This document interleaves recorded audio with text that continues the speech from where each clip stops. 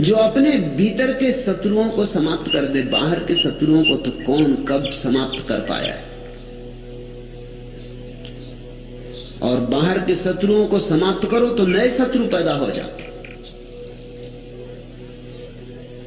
और बाहर के शत्रुओं पर विजय भी पालो तो भी विजय कोई ठहरने वाली नहीं। जो आज जीता है कल हार जाएगा, जो आज हारा है कल जीत जाएगा। बाहर तो जिंदगी प्रतिपल बदलती रहती, वहां तो कुछ भी शाश्वत नहीं, ठहरा हुआ नहीं, जलधार है। लेकिन भीतर एक युद्ध है और भीतर के योद्धा बनना है। वहां शत्रु है, असली शत्रु वहां है। क्रोध है, काम है, लोभ है, मोह है, हजार शत्रु। इन सबको जो जीत लेता, इन सब का जो मालिक हो जाता, वही उस बड़े मालिक से मिलने का हकदार है। मालिक बनो छोटे तो बड़े मालिक से मिल सकोगे। उतनी पात्रता अर्जित करनी चाहिए। मालिक से मिलने के लिए कुछ तो मालिक जैसे हो जाओ, साहब से मिलने के लिए कुछ तो साहब जैसे हो जाओ, कुछ तो प्रभुता तुम्हारे भीतर हो तो प्रभु के द्वार पर तुम्हारा स्वागत हो सके। राज थापिया राम का, नगर बसा भरपूर। अपने भीतर तो राम का राज स्थापित करो।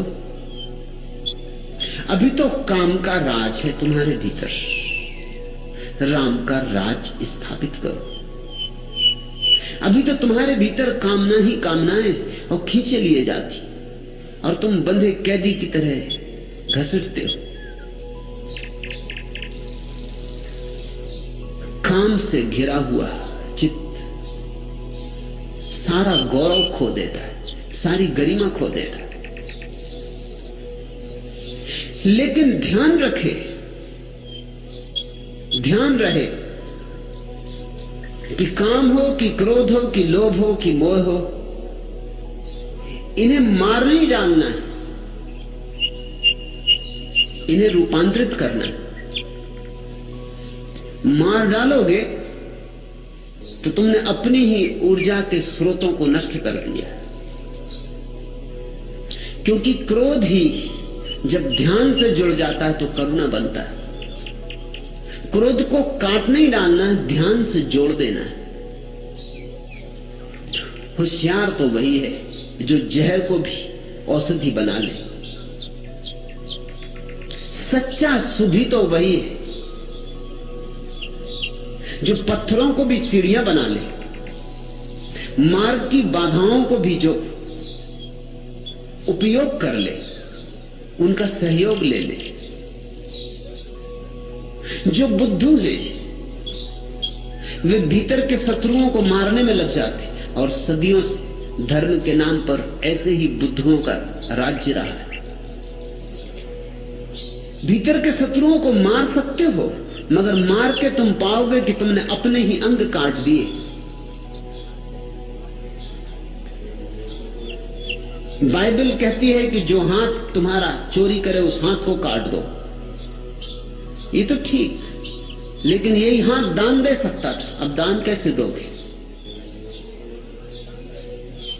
और जो आंख बुरा देखे वो आंख फोड़ दो, ठीक, लेकिन ये आंख तो इस जगत में परमात्मा को देखती, अब परमात्मा को कैसे देखो?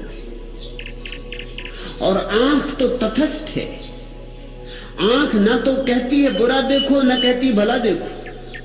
आंख तो सिर्फ देखने की सुविधा है। तुम जो देखना चाहते हो वही देखो।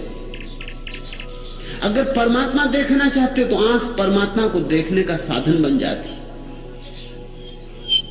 इसलिए मैं इस तरह की कहानियों को सहमति नहीं देता।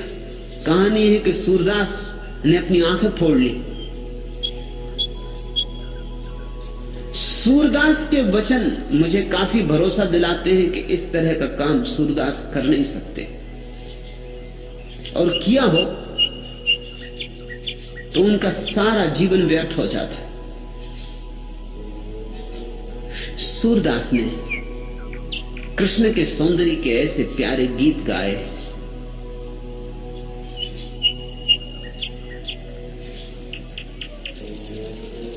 ये असंभव है कि सूरदास ने अपनी आंखें फोड़ ली हो, इसलिए क्योंकि आंखें वासना में ले जाती। आंखें वासना में ले भी नहीं जाती किसी को। सूरदास जैसे व्यक्ति को तो बात समझ में आ ही गई होगी, आंखें कहीं वासना में ले जाती। वासना भीतर होती तो आंखें वासना का साधन बन जाती, और प्रार्थना भीतर हो तो आंखें प्रार्थना का साधन बन जाती। तुम्हारे हाथ में तलवार है, इससे तुम चाहो किसी की जान ले लो, और चाहे किसी की जान ली जा रही हो तो बचा लो। तलवार तटस्थ, सारी इंद्रियां तटस्थ।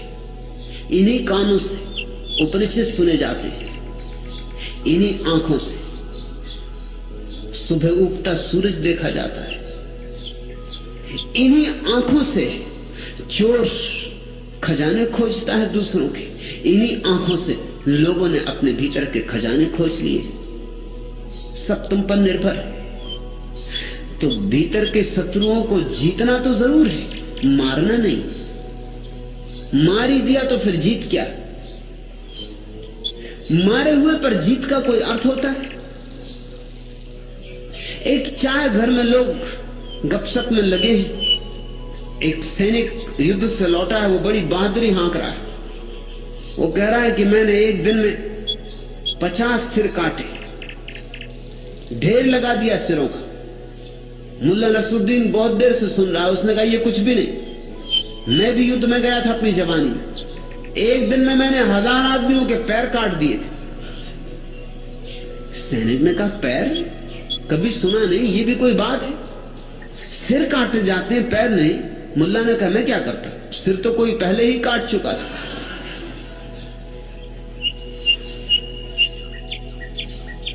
मरो को अगर तुम पैर काट भी लाए तो कोई विजेता नहीं। अगर तुमने मार ही डाला अपने भीतर तो तुम कुछ बुद्धिमान नहीं। और तुम अपने भीतर जिनको शत्रु समझ के मार डाले हो, उनको मारने के बाद पाओगे तुम्हारे जीवन की सारी ऊर्जा के स्रोत सूख गए। इसलिए तुम्हारे संतों के जीवन में ना उल्लास है, ना उत्सव है, ना आनंद है, एक गहन उदासी है। तुम्हारे संतों के जीवन में कोई सृजनात्मकता भी नहीं है, उनसे कोई गीत भी नहीं फूटते, उनसे कोई नृत्य भी नहीं जगता। क्योंकि जो ऊर्जा गीत बन सकती थी और नृत्य बन सकती थी, उस ऊर्जा को तो नष्ट करके बैठ गए। उनके जीवन में कोई करुणा भी नहीं दिखाई पड़ती, क्योंकि क्रोध को मार दिया, करुणा पैदा कहां से हो?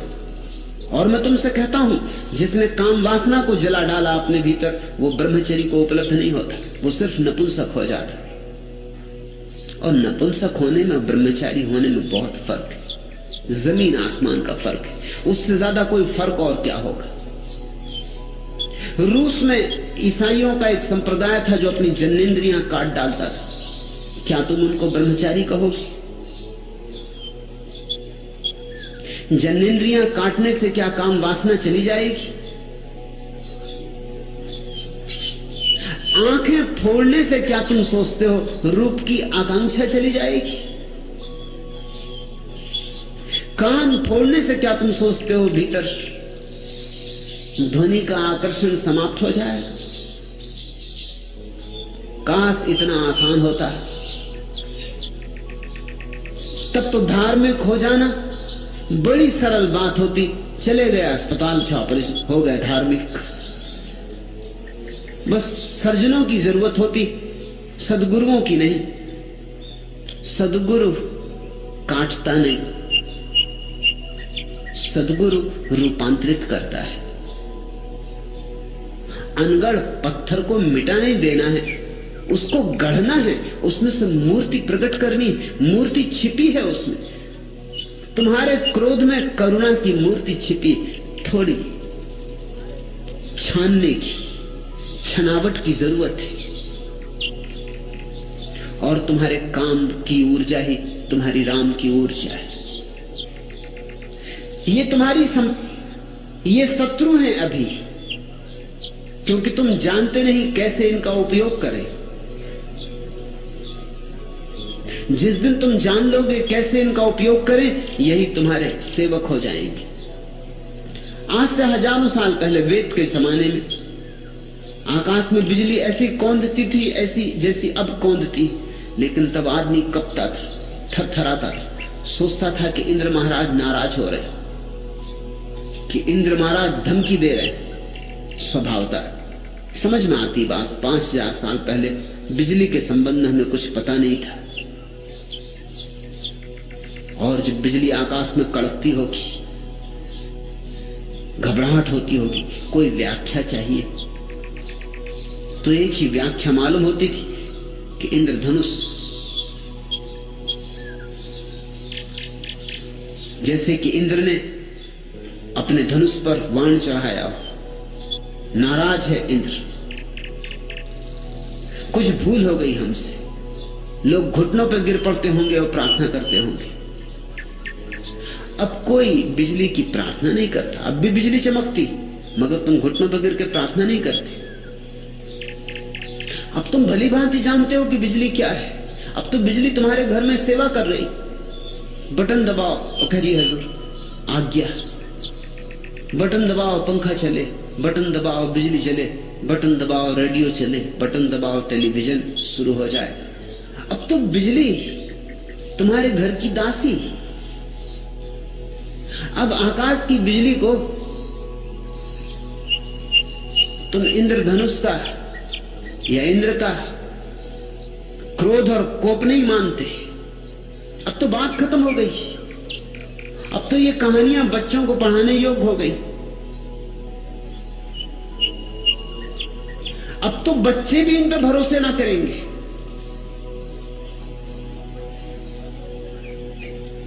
बाहर की बिजली तो बस में आ गई है, भीतर की बिजली अभी बस में नहीं आई।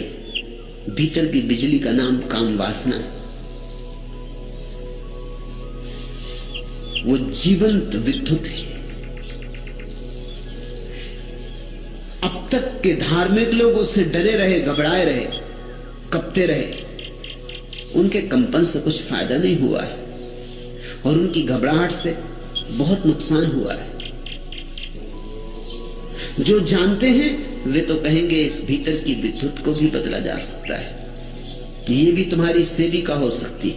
जब काम वासना तुम्हारी सेवा में रत हो जाती तो ब्रह्मचर्य। जब तक कौन मालिक, इससे सब निर्भर होता है। काम वासना को काट डालो। काटना बहुत आसान है, बहुत आसान है। तुम अजित सरस्वती के पास जा सकते हो। बड़ा आसान है काम वासना को काट डालना। तुम्हारी जनेंद्रियां काटी जा सकती हैं। तुम्हारे शरीर के भीतर हार्मोन, जिनसे कि कोई पुरुष होता है कोई स्त्री होता है, वे हार्मोन निकाले जा सकते हैं, नए हार्मोन डाले जा सकते हैं। तुम्हें बिल्कुल काम वासना से रिक्त किया जा सकता है। मगर तुम ये मत सोचना कि इस भीतर दया की तरह आनंद की लहरें उठने लगेंगी, कि मीरा की तरह तुम नाच उठोगे। कुछ भी नहीं। इससे तुम एक कोने में बिल्कुल सुस्त होकर बैठ जाओगे। तुम्हारा जीवन एक महा उदासी से गिर जाएगा। तुम्हारी जिंदगी अमावस की रात होगी, पूर्णिमा का चांद नहीं। तुम सिर्फ उदास और सुस्त हो जाओगे। तुम मुर्दा हो जाओगे। और तुम इस बात को भली भांति जानते हो। न जानते हो तो गांव के किसान से पूछ लेना। आखिर सांड में और बैल में फर्क क्या है? क्या बैल को तुम ब्रह्मचारी समझते हो? दरिद्र बैल। मगर किसानों ने हजारों साल से ये तरकीब निकाल ली कि अगर सांड को बधिया कर दो तो ही बैलगाड़ी में जोत सकते हो, गुलाम बना सकते हो। कमजोर हो जाता है, दीनहीन हो जाता है। सांड को जरा जोड़ कर देखो बैलगाड़ी, न तुम बचोगे न बैलगाड़ी बचेगी। किसी गड्ढे में पड़े, हड्डियां तुम्हारी टूट चुकी होंगी, बैलगाड़ी के अस्थिपंजर बिखर चुके होंगे, और सांड जाके शंकर जी के किसी मंदिर में विश्राम कर रहा हो। बैलों की तरह उसे जोतो तुम बैलगाड़ी में, चाहे हल बखर में, जो चाहो करो। मनुष्य दीन हो जाता है अगर काम वासना को काट दिया जाए, क्रोध को अगर काट दिया जाए, लोभ को अगर काट दिया जाए तो बहुत दीन हो जाता है। उस दीनता की तुमने बहुत पूजा की, मैं तुम्हें याद दिलाना चाहता हूं, बंद करो अब ये पूजा। दीन मनुष्य के दिन गए, अब महिमाशाली मनुष्य के दिन आने दो। अब उस मनुष्य के दिन आने दो जो ऊर्जाओं का रूपांतरण करेगा, दमन नहीं, जो हर ऊर्जा का उपयोग करेगा। और मैं तुमसे कहता हूं, अगर काम वासना दी है तो जरूर उसमें छिपा कोई खजाना होगा, जरा खोदो, जरा खोजो। अगर क्रोध दिया है तो जरूर क्रोध में छिपी हुई कोई ऊर्जा होगी, उसे मुक्त करो। शत्रुता तभी तक मालूम होती जब तक तुम गुलाम हो इनके। जिस दिन मालिक हो जाते हो उसी दिन ये सब मित्र हो जाते।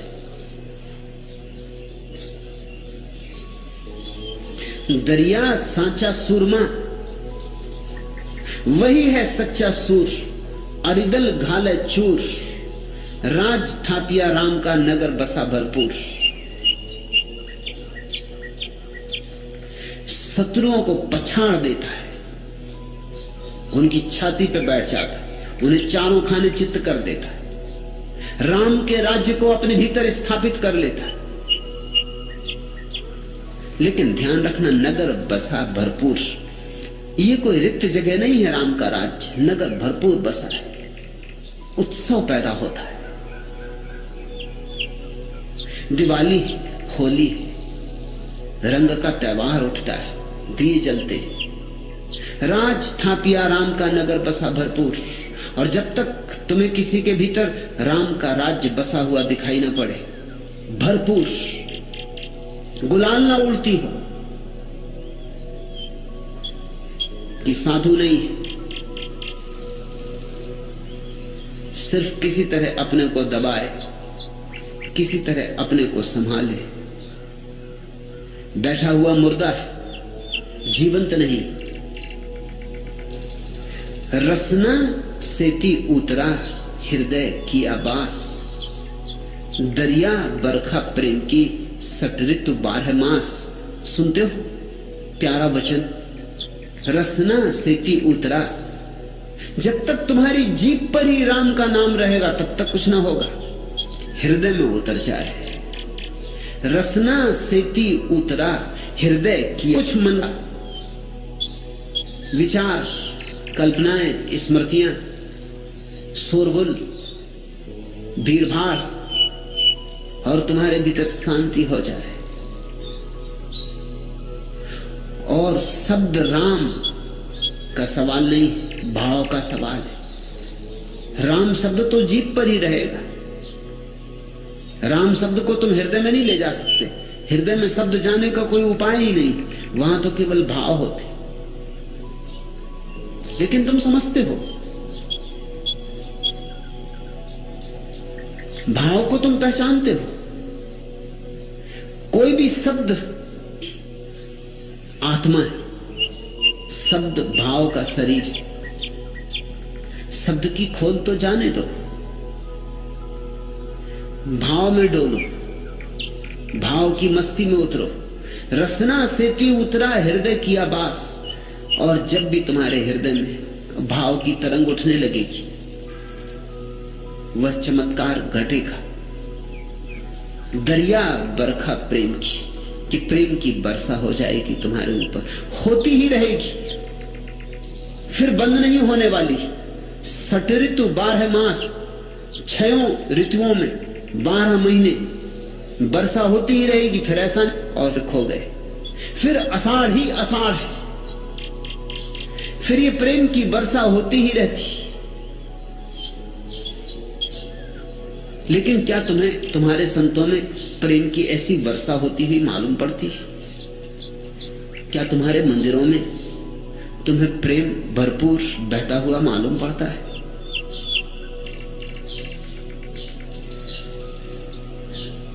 प्रेम से रिक्त तुम्हारे मंदिर, प्रेम से शून्य तुम्हारे चर्च, तुम्हारे गिरजे, तुम्हारी मस्जिदें, तुम्हारे गुरुद्वारे, प्रेम से रिक्त तुम्हारे साधु संत हैं। हाँ, उदासी जरूर है। तारा अब धीरे धीरे हम सोचने लगे यही धर्म, यह धर्म नहीं है, यह अधर्म से भी बदतर है। यह आस्तिकता नहीं है, यह नास्तिकता से भी गिरी हुई अवस्था है। नास्तिक तो कभी आस्तिक हो भी जाए, ये तुम्हारे तथाकथित धार्मिक लोग कभी आस्तिक ना हो पाएंगे। इन्होंने तो जीवन को बिल्कुल गलत दृष्टि से ही पकड़ लिया है।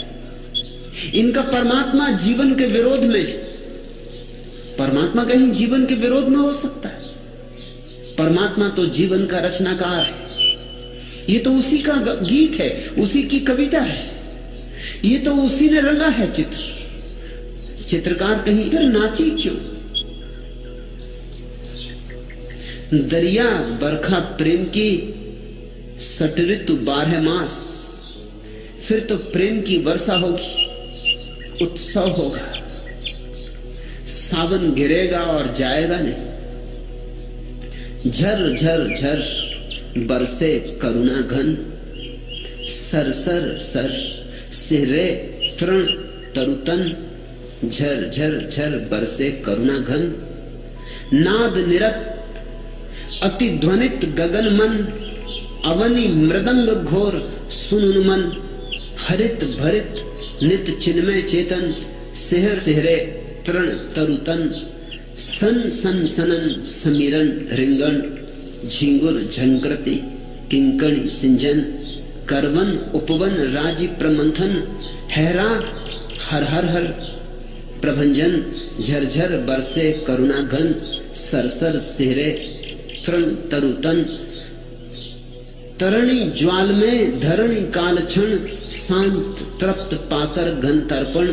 ले अंबर का अर्घ समर्पण, थर थर थर वसुधा ही आंगन। कंपित भू प्रांगण, झर झर झर बरसे करुणा घन। सर सर सर सिहरे तृण तर्तन। बरसने दो, नाचो गाओ गुनगुनाओ, डोलो, मस्ती के पाठ सीखो। मस्ताने ही दीवाने ही केवल उसको जान पाते।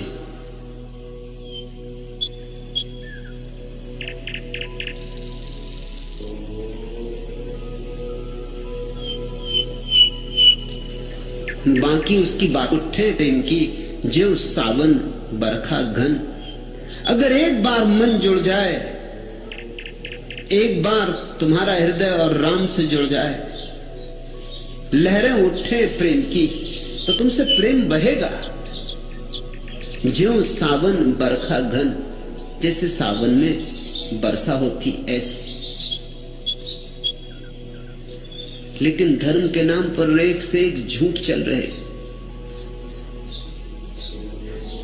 धर्म के नाम पर प्रेम का विरोध चलता है। धर्म के नाम पर जीवन में कुछ भी हरा ना रह जाए, इसकी चेष्टा चलती। सब सुख साथ जाए, पहुंच जाए, उसका भाव तुम्हारे हृदय में आ जाता है। हुआ ज्ञान प्रकाश, वैसे ही ज्ञान का प्रकाश हो उठता है। हौद भरा जहां प्रेम का, और जहां प्रेम का सरोवर भरा है, तह लेत हिलोरा दास। फिर तो हिलोर ही हिलोर है, फिर तो मस्ती ही मस्ती है। परमात्मा जब आता है तो तुम्हें शराबी की तरह मदमस्त कर जाता है। अमी झरत विकसत कमल, उस परम दशा में, उस अंतरदशा में अमृत झरता है और कमल खिलते। अमी झरत विकसत कमल, उपजत अनुभव ज्ञान। और तभी तुम जानना कि ज्ञान का जन्म हुआ। जब ज्ञान मत समझ लेना, जन दरिया उस देश का भिन्न भिन्न करत बखान। यद्यपि उस परम देश की बात अलग अलग लोगों ने अलग अलग ढंग से कही है, मगर वो देश एक ही है। बुद्ध अपने ढंग से कहते और जरथुस्त्र अपने ढंग से कहते और चैतन्य अपने ढंग से कहते। मैं उसे अपने ढंग से कह रहा हूं और तुम्हें जिस दिन अनुभव होगा तुम उसे अपने ढंग से कहोगे। ये ढंगों के भेद है, मगर वह अनुभव एक है, अभिव्यक्तियां अनेक है।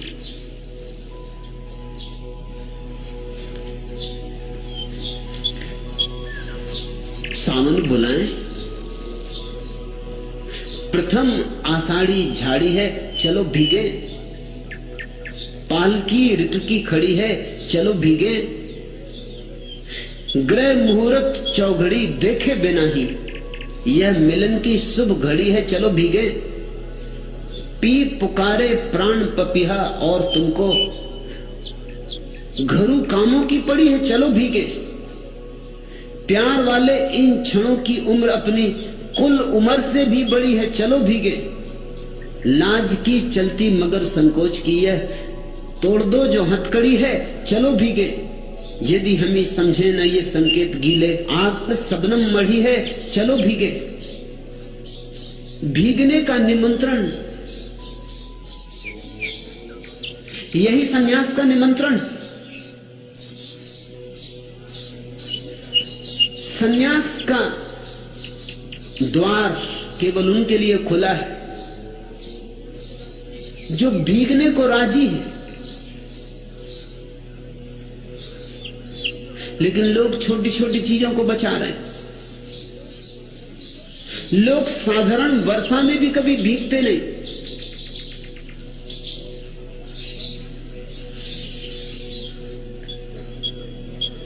कहीं के पुतले पड़ी हो कि बह जाओगी कि गल जाओगी।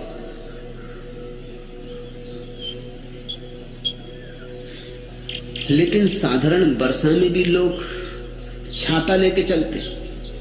कुछ लोग तो छाता सदैव लिए रहते, पता नहीं कब वर्षा हो जाए। मुल्ला नसरुद्दीन छाता लेके बाजार से गुजर रहा था। वर्षा होने लगी मगर उसने छाता ना खोला। दो चार लोगों ने देखा, उन्होंने कहा कि नसरुद्दीन छाता क्यों नहीं खोलते? नसरुद्दीन ने कहा कि छाते में छेद ही छेद। तो लोगों ने पूछा फिर छाता लेके चले ही क्यों? तो उसने कहा कि मैंने सोचा कौन जाने रास्ते लेके चल रहे हो, तुम सुरक्षा का इंतजाम करके चल रहे हो। यहां मेरे पास भी लोग आ जाते तो मैं देखता हूं छाता लगाए बैठे हो और सुन रहे। हालांकि सौभाग्य से उनके छातों में कभी कभी कुछ छेद होते और थोड़ी बूंदाबांदी उन पर हो जाती, उनके बावजूद हो जाती, मगर छाता लगाए रहते। भीतर के छाते छोड़ने होंगे। हिंदू, मुसलमान, ईसाई, बौद्ध, जैन, ये सब छाते हैं, ये सब सुरक्षाएं हैं शब्दों की आड़ में छिपाने के उपाय। इन सब की होली जला दो। बौद्ध बना न हिंदू और न मुसलमान। परमात्मा ने तो तुम्हें बस खालिस आदमी बनाया। एक बार वैसे ही हो जाओ जैसा परमात्मा ने बनाया, तो उससे संबंध जुड़ना आसान हो जाए और तभी तुम ये निमंत्रण स्वीकार कर सकोगे। प्रथम आषाढ़ी झड़ी है, चलो भीगे। पालकी ऋतु की खड़ी है, चलो भीगे। और तुम मत पूछो कि मुहूर्त, कोई मुहूर्त की नहीं पड़ी है। सारी घड़ियां उसकी हैं, हर घड़ी मुहूर्त है। ग्रह मुहूर्त चौघड़ी देखे बिना ही यह मिलन की शुभ घड़ी है, चलो भीगे। तुम जाके जोशियों को अपनी जन्म पत्री मत दिखलाओ। जोशियों से पूछ रहे हैं समाधि का मुहूर्त।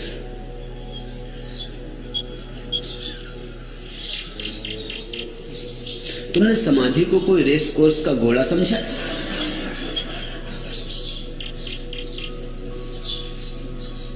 कि लॉटरी की कोई टिकट समझी?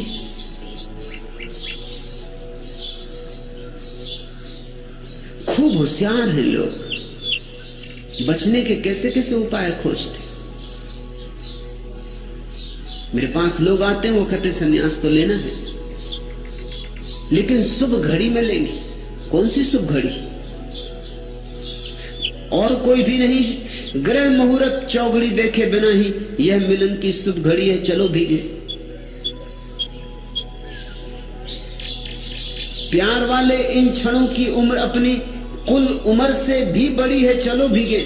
एक क्षण भी उसके प्रेम में भीगने का तुम्हें अवसर आ जाए तो तुम्हारी सारी हजारों हजारों जिंदगियों की लंबाई व्यर्थ हो गई। उसके प्रेम का एक क्षण भी शाश्वत है। वर्षों जीने का कोई अर्थ नहीं है, एक क्षण उसके प्रेम में जी लेना पर्याप्त है सारे जीवन की अनंत अनंत जीवन की तृप्ति हो जाती। लाज की चलती वर्षा हो तो एक सुनसान रास्ते पर विश्वविद्यालय के मैं वर्षा में भीगने के लिए जाता था।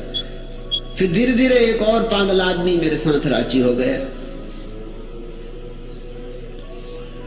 उस रास्ते पर जो आखिरी बंगला था वो विश्वविद्यालय के फिजिक्स के प्रोफेसर का बंगला था। वहीं जाके रास्ता समाप्त हो जाता था। तो उसी रास्ते के समाप्ति पर बड़े वृक्ष के नीचे बैठकर हम दोनों भीगते थे। प्रोफेसर की पत्नी और बच्चे बड़ी दया खाते होंगे। और जब निमंत्रण गया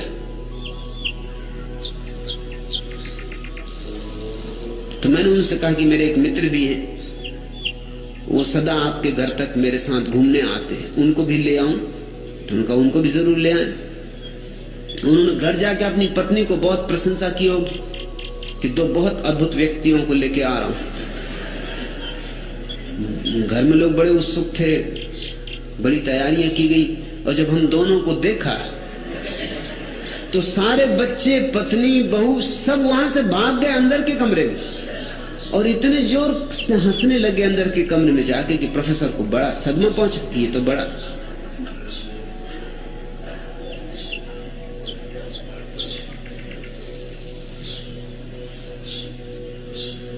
बाहरी भीगने से लोग डर गए। तो भीतर तो भीगने की बात ही कहां उठती। थोड़ा लाज संकोच छोड़ो। मीरा ने कहा, लोक लाज छोड़ी, पद घुंघरू बांध मेरा नाची रे।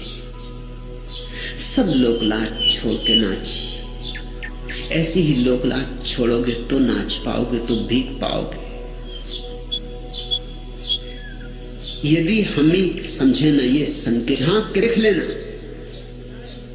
सदगुरु का इतना ही अर्थ है कि तुम्हें एक बार याद दिला दे उस सब की जो तुम्हारे भीतर भी पड़ा है लेकिन अपरिचित, अनजान।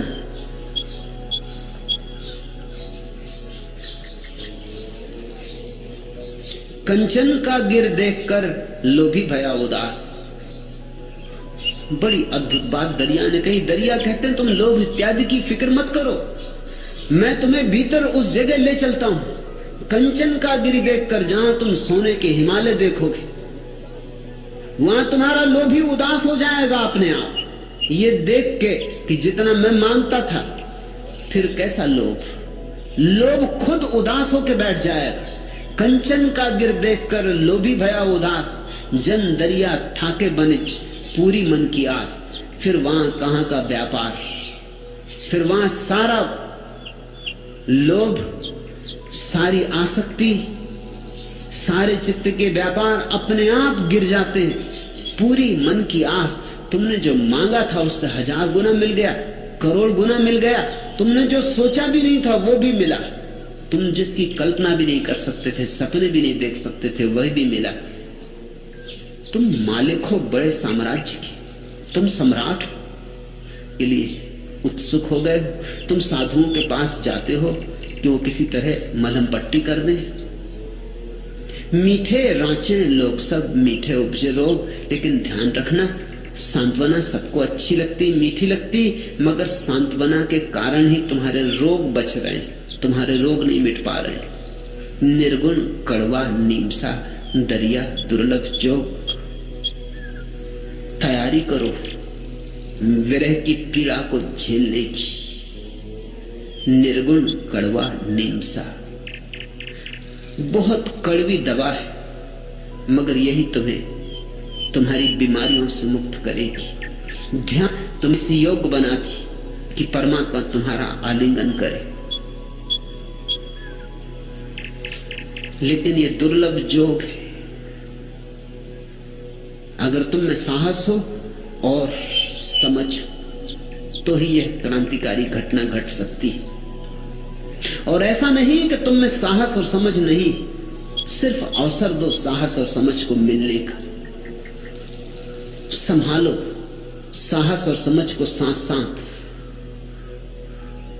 और तुम्हारे जीवन में भी वह परम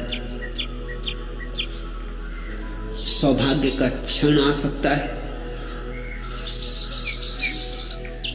अमी झरत विकसत कमल, खिल सकता है कमल, अमृत भी झर सकता है। सच तो यह है, कमल खिला ही हुआ है, अमृत झरी रहा है। अपनी तरफ लौटो, आंख भीतर की तरफ